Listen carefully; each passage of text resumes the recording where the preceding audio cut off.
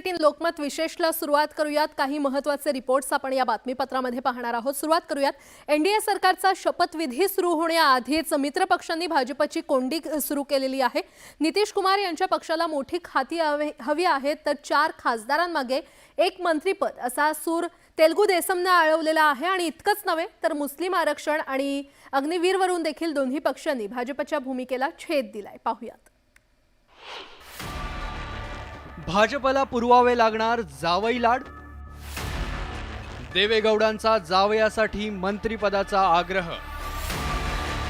नितीश कुमार पुन्हा रेल्वेच्या ट्रॅकवर। चंद्राबाबूंना हवी 4 मंत्रिपद। भाजपच्या फॉर्म्युलाचं काय होणार? नरेंद्र मोदींनी 3ऱ्या टर्मच्या पंतप्रधान पदाची शपथ घेण्याआधी मित्रपक्षांनी त्यांच्या टर्म्स अँड कंडिशन्ससाठी दबाव टाकायला सुरुवात केली आहे।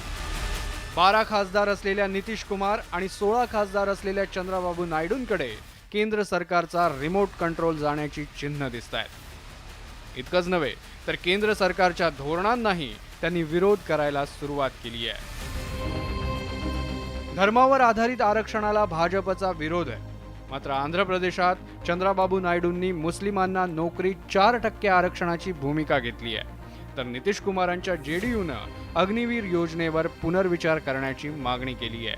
अग्निवीर योजना को लेकर के मतदाताओं के एक हिस्से में नाराजगी रही है। हमारी पार्टी चाहती है कि विस्तार से उन कमियों खामियों को दूर किया जाए, जिसको लेकर के जनता ने सवाल उठाए। एनडीएतील घटक पक्षांनी मलाईदार मंत्रिपद देण्याची मागणी केली आहे।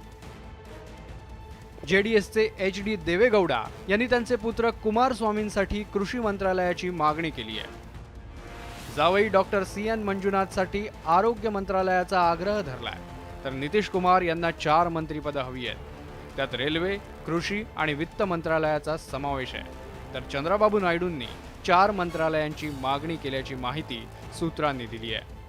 तर 5 खासदारांमागे 1 मंत्रिपद असा भाजपचा फॉर्म्युला असल्याचं सूत्रांनी सांगितलंय।